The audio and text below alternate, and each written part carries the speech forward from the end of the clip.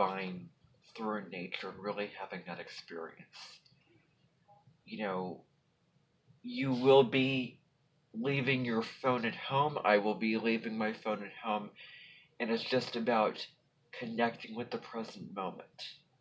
Really, relaxing and, opening up all of your senses and really milking all the, experiences and engaging your senses with Pam. And we may also put our, feet on the earth so that, when she makes the videos, she is not just saying that, that, we can actually, do it and we can actually have that experience. If I have to be honest, I feel like a lot of what she talks about, because it's on the mundane level of things, I wish that it related more to me. And I'm not a fan of sun sign or rising sign horoscopes, like when astrologers break down the horoscopes for all 12 signs. I'm not as big of a fan of that because I'm always looking for something that is going to resonate and make sense for me. And, I don't know. I have my reasons for that.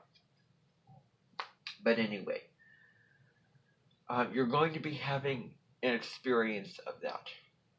When she does arrive, there may be buses, there may be, a lot of details that Susan, Linda, and Daniel will fill you in on, and we'll get that figured out. It may be in the afternoon that we'll be doing that, and we'll probably go to McCord Park. And once we discuss how it is going to be, they will fill you in on that more detailed info. So coming back to the simple spiritual practices, in nature, we may walk around, we may meditate, take a walk. So yeah.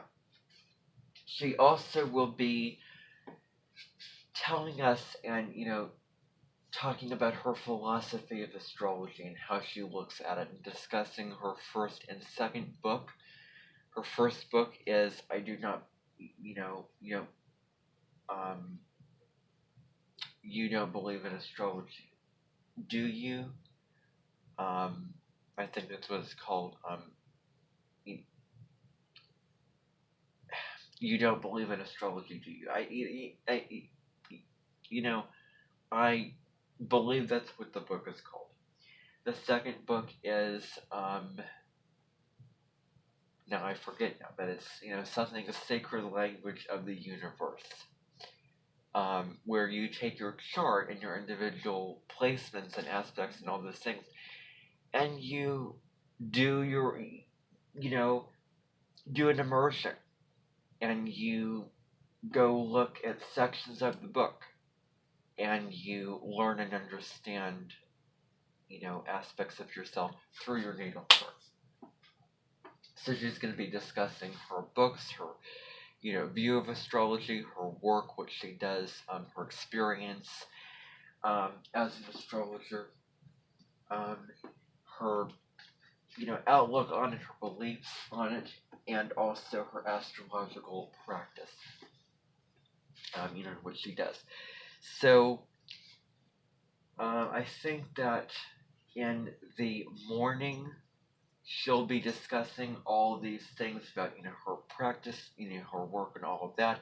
And then in the afternoon on May 11th, sometime in the afternoon, probably, 2 or something in the afternoon, we will be going outside and going to McCord Park, walking around, having that experience in the afternoon, probably, 2 or, whenever. Those details still have to be figured out, so I'm going to save myself mental energy of that. Now, an astrologer that is, younger than Pam Gregory, but similar, but, I certainly have some things to say, is Astrology with Heather. And let me tell you some of my thoughts about Astrology with Heather. And they're listed right here in this slide.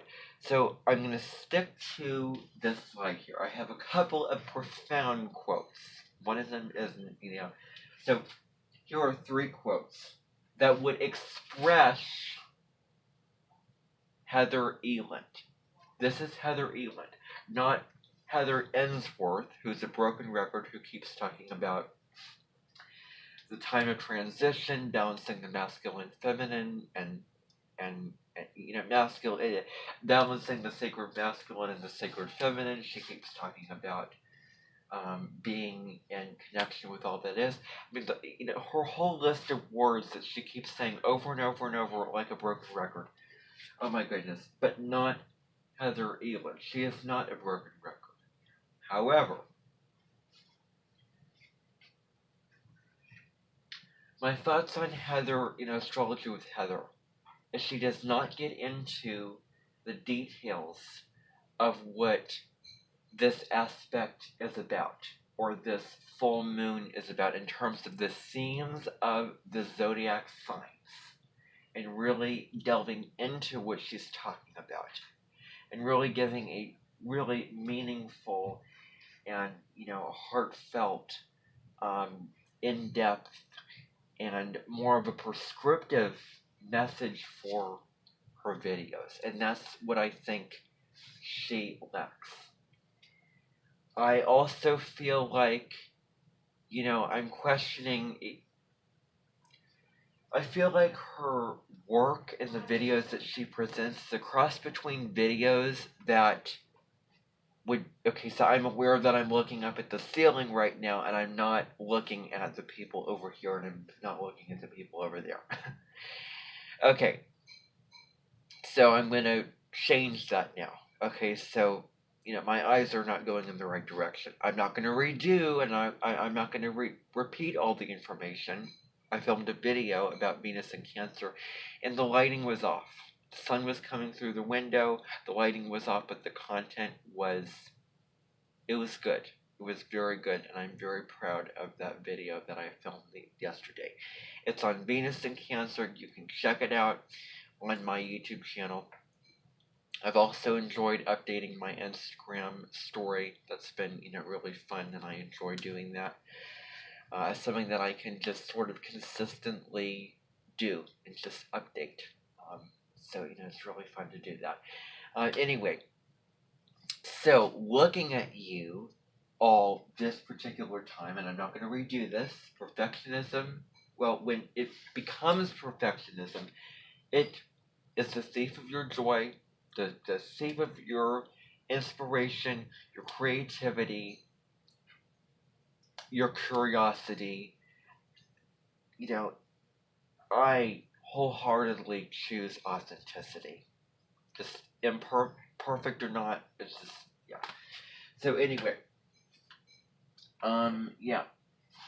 So a couple of quotes to express astrology with Heather.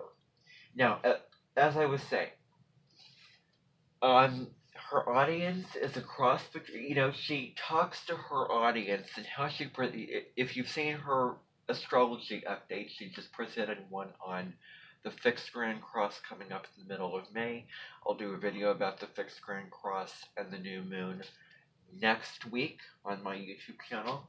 I'll talk about both events in one video because they're both happening at the same time. So, she treats her audience a cross between the general public, people who are, let's say at, beginner levels understanding of astrology, and, just, general audience, and astrologers. So somewhere in between there, and it's kind of confusing because it feels like she presents that information to astrologers or astrology enthusiasts. I feel like that video should be in a portal of its own for astrology enthusiasts to join that portal. Or, and I don't like saying this, I'm playing devil's advocate when I'm saying this, I'm going to play devil's advocate. Perhaps the videos that she puts out into YouTube should have a cost to them, and people should pay to watch those videos. I'm playing devil's advocate right there. I don't actually mean that, but I want to just say that because when you watch her videos, you almost feel guilty that you're not, professional, that you're not, doing exactly what she is doing, that you may not understand what she is saying. Although I could, do a whole analysis paralysis of how I feel about, what she's saying. She does use jargon in her videos, and, it's really confusing, and not every astrologer, understands, not everyone is going to understand what you're saying. Not everyone is on the same level. I have had a couple of comments from people who have seen my videos saying, "Oh, I don't believe in astrology. I don't believe in zodiac signs." I had one comment back in December that says, I had one comment in December of last year on a short little video that I filmed. It was an astrology update, I think, for the astrology of, Venus moving into Capricorn around about December 9th, I think, of last year, December 9th of last year, 2022, Venus entered Capricorn. And the comment was saying, like, where's the proof of this? Where's the proof that, this is how it is? Well, I'm going to be humble and I'm going to be perfectly honest. I don't think I'm the best source to give you that proof and information, but I can recommend to you several other sources. And if you have that sort of more left-brained approach to it, I can recommend several people for you. Deborah Silverman and Steve Judd are those astrologers. Not too sure about astrology with Heather. She uses the jargon. She is younger than Deborah Silverman, and yet she uses all this jargon. And including, there's one instance that I think is super important to bring up. She was talking about, on her video where she was talking about Mercury retrograde in Taurus, she was talking about the Mercury, my gosh, I just drank the Kool-Aid right there. She was talking about the aspects of Mercury retrograde in Taurus that it would make to other planets or luminaries. Luminaries are the sun and the moon. The planets are, Mercury, Mars, Venus, etc. So she was talking about, so Mars, Venus, and Mercury are the personal planets. Jupiter and Saturn are the middle planets. Uranus, Neptune, and Pluto are the outer planets. So anyway, she was talking about an aspect that Mercury would make to the Sun on May 1st. But here's the thing. She did not actually explain that Mercury would be conjunct the Sun. All she said was Mercury would go cazimi. That is all she said. And she assumed the audience to understand that. And those logical left-brain astrologers who are, here, let me show you. I think this is so profound. So I have this globe, and and these are what the astrologers are doing. This is these are what the predictive astrologers are doing. This is not what Branka Goldsmith does. You're probably thinking, what the heck are you doing? And this doesn't make any sense at all. Well, it involves a little bit of a backstory. When I was in with Jonathan Desserts, who was my American Lit teacher, and I remember seeing him and then the other English teacher that I had sort of talking to one another as if they were planning what were they planning? Something like independent reading, which wasn't actually independent, it was semi-independent. There's a whole story about that. I don't want to go down that road. I caught a glimpse of, Jonathan Bethers, and he was spinning the, globe. Well, I don't know what he was doing. I just saw it I just was looking from the corner of my eye, and it was a split second. But was he spinning a globe around? Metaphorically speaking, and there are several astrologers who pull out the jargon and use, a lot of left-brain logical stuff with astrology. Some astrologers are more left-brain, some more right-brain. Some more prescriptive, some more predictive, some more prescriptive over here.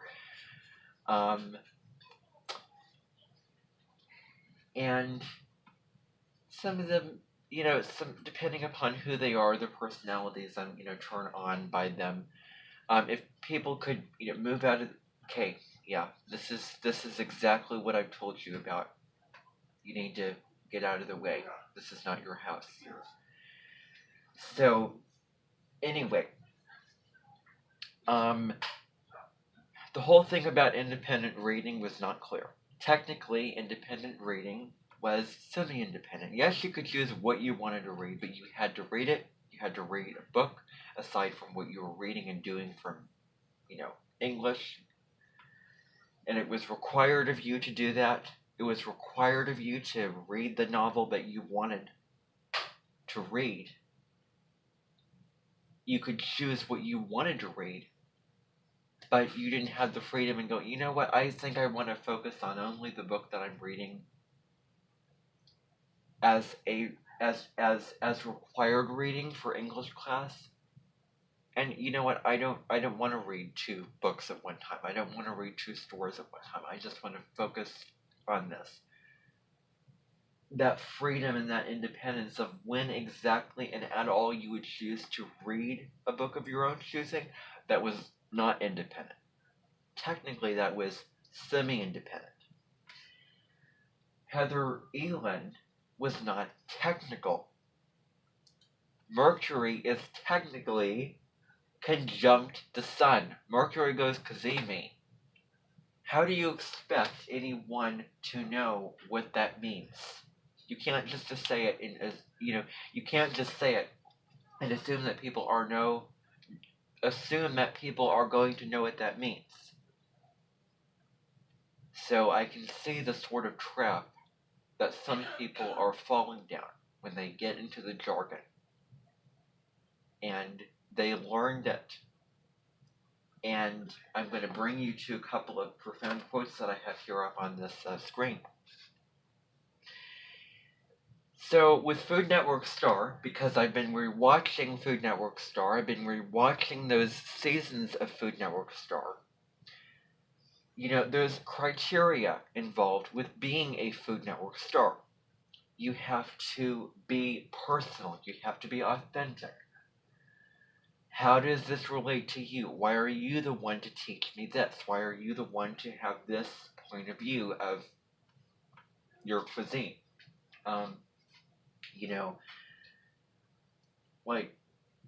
And getting clear. And let's say, not everyone is going to have access to using, to be able to have one of those things where you torch custard, that makes it, thing golden brown, or one of not everyone is going to have access to your ingredients, and that's why you need to give tips, and you need to be clear, and you need to give substitutes for ingredients that everyone may not have on hand. It has to be, relatable. You have to be relatable. You have to be, accessible to your audience. Miriam Esposito from Chowatelia, I hate to say it, but she is not always accessible to her audience. she does not always give, okay, well, I'm using this fancy ingredient, but guess what? Here's your substitute for this ingredient. She was making focaccia di lecco, and she was using this cheese for focaccia, and she said, oh, there's no substitutes for this. This is the only cheese, that works for this recipe. Well, not everyone has access to it, and everyone is watching the show, and probably wants to make it, so you have to provide substitutes for ingredients, point blank.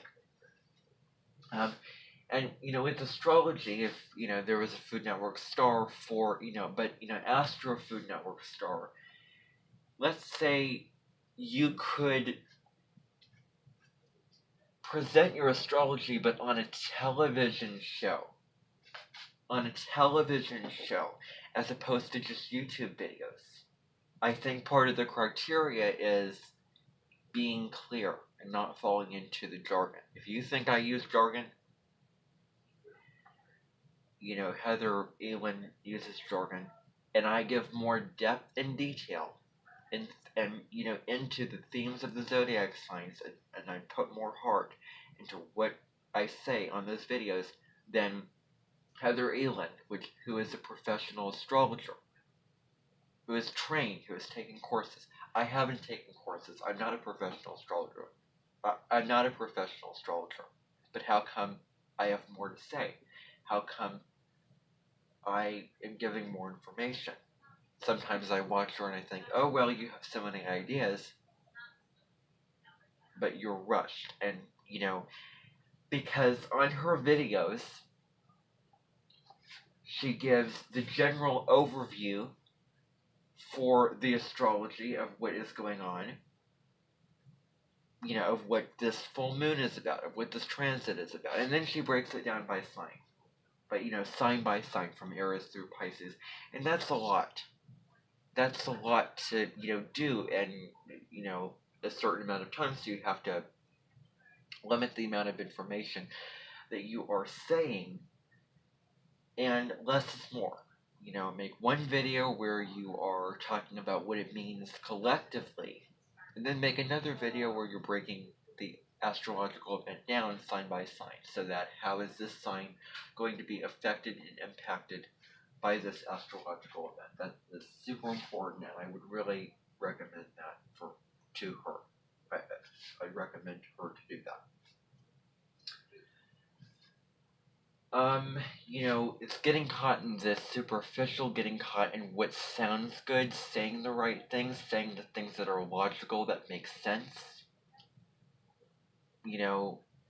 Of how beautiful it is to say, be the professional and have all this information, but what about not being professional, not being a professional, and just being so authentic? Not having all the little dots, T's, not the I's crossed, all those kind of things. But what about the heart? What about what is authentic? You'll find authenticity from Owning Authenticity, Keller Rosano, Braca Goes, so many people. I wish that Astrology with Heather would give more of that authenticity and detail of the themes and the meaning of the astrology that which she's talking about to her videos. Now there's a couple quotes that I'm going to delve into here. The first one is by none other than Albert Einstein. If you cannot explain it simply, you do not understand it well enough.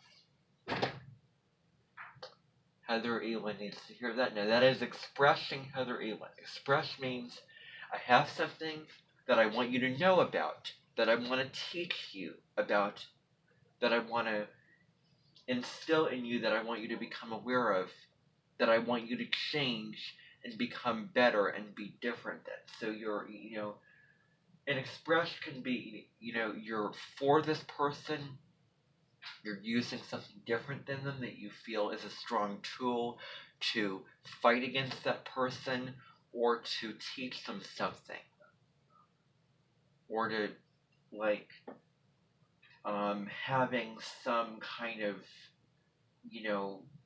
person that you're trying to convince them of something. You're trying to prove a point, that you're expressing them, or you're fighting against them, or you have an argument and you have these sources that you're using to express, to provide the evidence to back up your argument, and so on and so forth.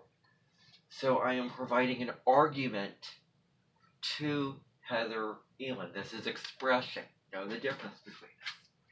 If you cannot explain it simply, you do not understand it well enough. Rebecca Goldsmith was quoting Albert Einstein. That's where I heard this, one of her videos. She needs to explain the astrology more simple and where anyone can understand. I don't think that she knows the astrology well enough. I'm going to be honest. I don't know the astrology well enough. I've been studying this for, 3 years. She's been studying it for quite a bit longer. I understand quite a bit. She understands more than I do. She's been doing this longer than I have.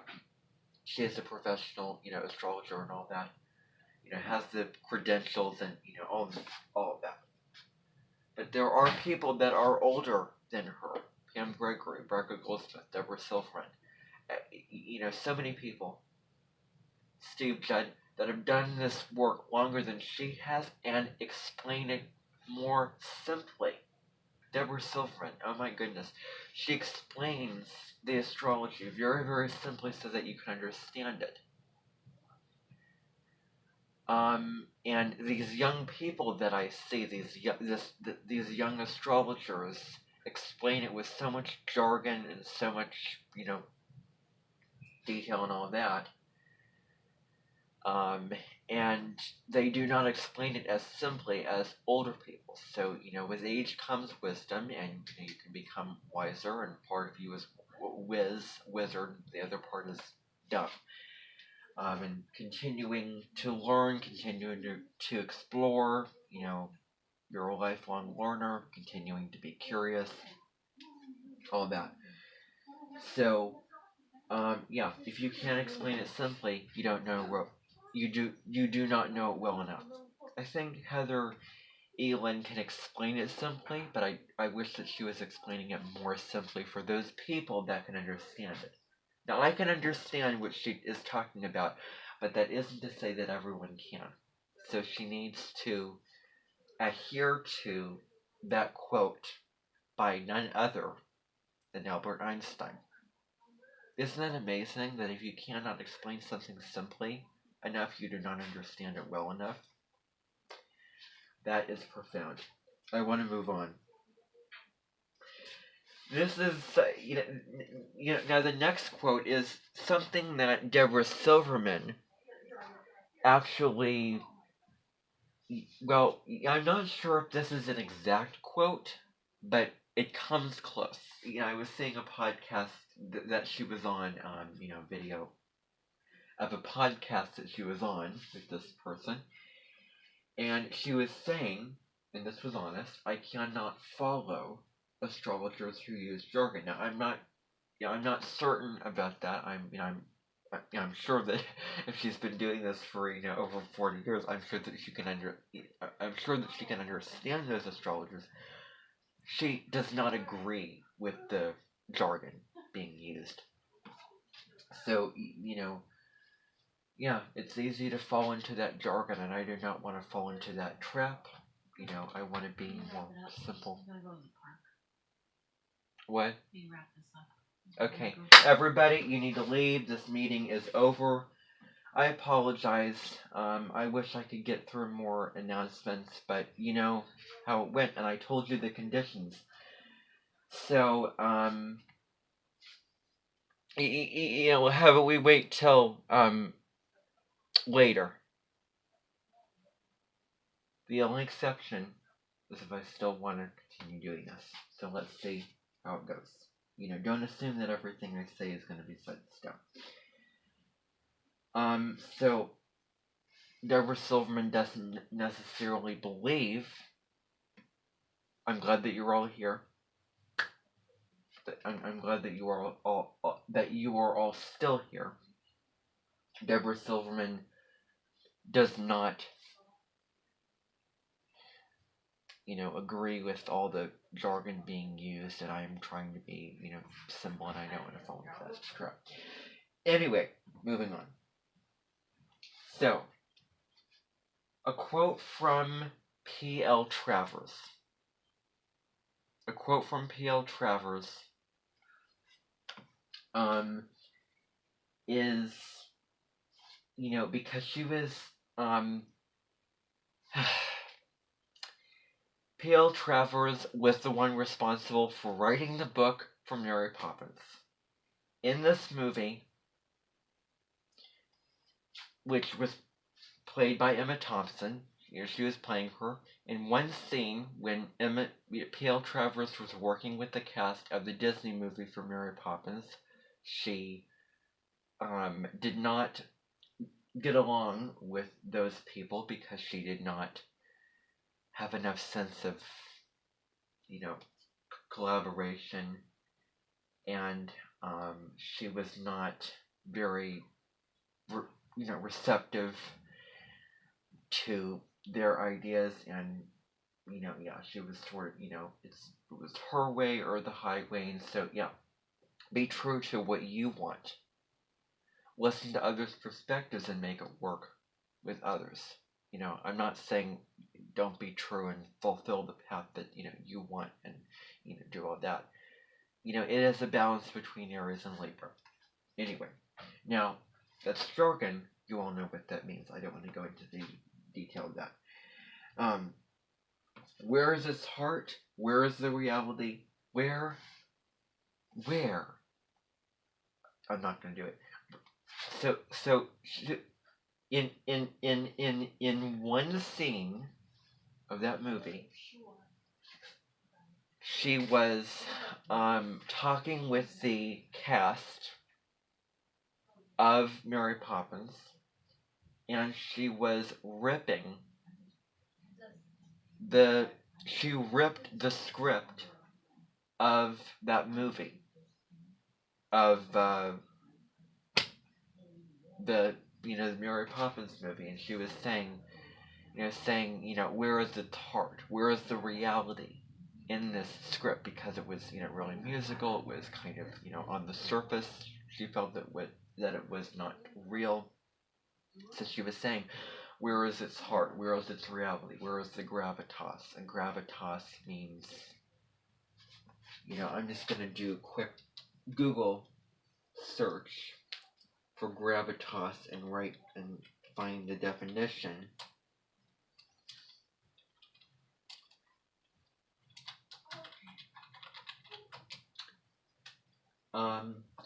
Dignity, seriousness, or solemnity of manner. So dignity and seriousness.